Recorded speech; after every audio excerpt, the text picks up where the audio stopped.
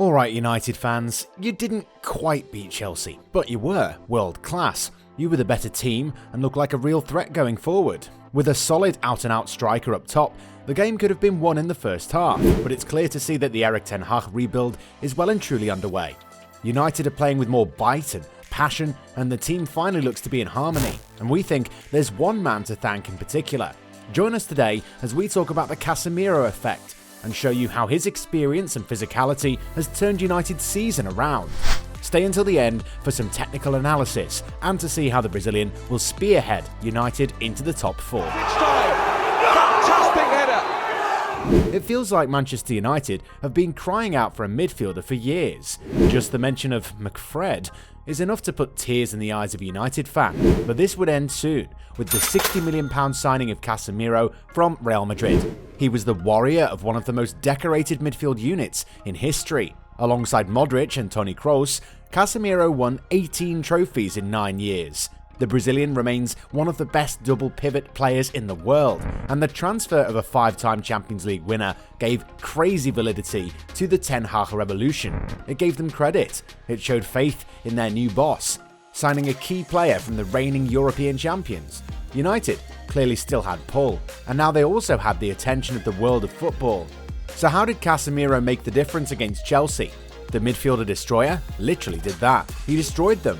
Casemiro put in a man-of-the-match performance, controlling the pace by slowing it right down and demanding the ball from his teammates. The 30-year-old made a total of 56 passes. He ensured that everything United did came through him and got his approval, and of course, he bagged that last-minute equaliser with a header that just about got over the line. It was brilliant placement under pressure as he knocked it past Kepa Arrizabalaga and into the post. But what was more impressive than the goal was the passion that he showed afterwards. Casemiro loved the moment. He tapped the badge, and you could see that he's got love for the United fans already.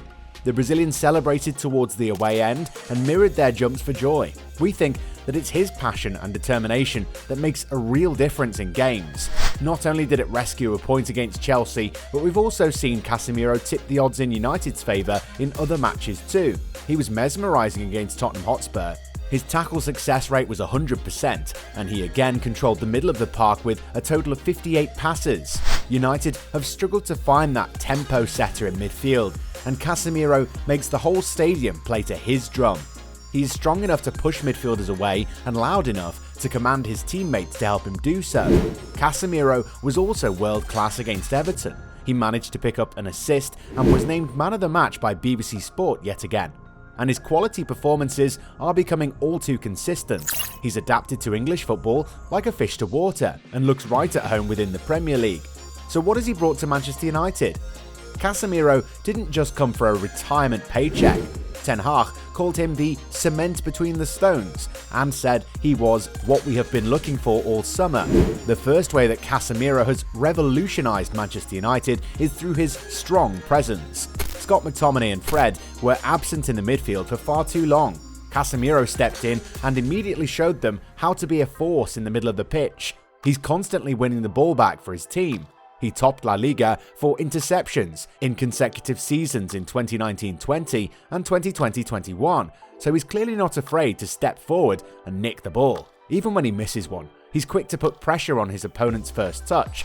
He does this by bending his runs around midfielders in order to try and blindside them with a strong shoulder. They never expect that angle, and it makes it impossible to maneuver their touch away from him. It works. He was only dispossessed once against Chelsea. He brings an intensity that United have lacked for years. Casemiro's pace isn't super fast, but he sprints to make tackles. He averages 3.38 tackles per 90, which puts him in the top 6% of Premier League players, not just midfielders. For context, that's double the average tackles per game of Harry Maguire. He steals it and then pokes the ball away to a teammate. It's accurate almost every single time. Against Chelsea, 82% of his 56 passes were on target. It's almost as if Casemiro has seen teams play the ball straight through United's midfield in the past, and he's come in and said that he's having none of that. He refuses to let the ball be played past him and punishes players with strong tackles if they even dare to try and dribble it around him. Another key characteristic is his leadership. Like we told you earlier, he's been captaining teams since he was 11. There's got to be a reason why, don't you think? Casemiro is a natural-born sergeant and leads by example. Watch him the next time United play. He'll shout at his midfield partners and get them into shape. He commands respect. It means that his clearances are almost always accurate too. 6 of his 8 hoofs against Chelsea ended up with a United player getting the ball. It's all little leadership qualities that he would have learned throughout his illustrious career. And remember, the guy won 5 Champions Leagues. If I was playing in that team, I'd listen to what he has to say. And not only that, but he had some legendary captains to take pointers from at Real Madrid. He played under Sergio Ramos and Pepe. These are 2 guys who are some of the most well-respected skippers in history. He was always going to learn a thing or two about leadership. And while we're here, maybe we should take a look at the trophies that Casemiro won while at Real Madrid, because he literally won everything. Listen closely when we list these off, because we're only going to do it once. 3 La Ligas, 1 Copa del Rey, 3 Spanish Super Cups, 5 Champions Leagues. Are you keeping up? 3 UEFA Super Cups, 3 Club World Cups. Let's move on. Maybe I'll be able to catch my breath. Another of his key qualities is his creativity. He's a defensive midfielder, but his long-range passing stands out for its quality. Casemiro likes to drop back between his centre-backs, allowing the fullbacks to push up. This is perfect for the attacking-minded Diogo Dalot and Tyrell Malacia. From here, he can use his diagonal passing to get the ball to the opposite wide areas. It allows United to play over a press, which is becoming more and more common in the Premier League today. This worked against Southampton, who are now well known for playing with a high line. He managed to put 3 successful long balls in behind just 10 minutes of game time.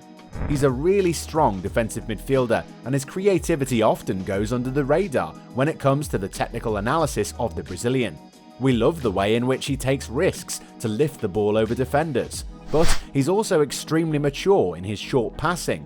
He loves to find attacking-minded teammates who can be responsible for progressive play instead, as long as he can still play the ball forward. Casemiro hates going backwards.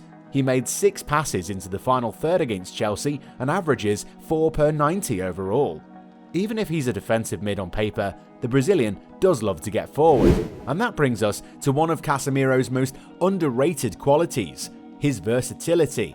He loves to sit in front of the backline and protect pockets of space, as shown in his heat map against Chelsea.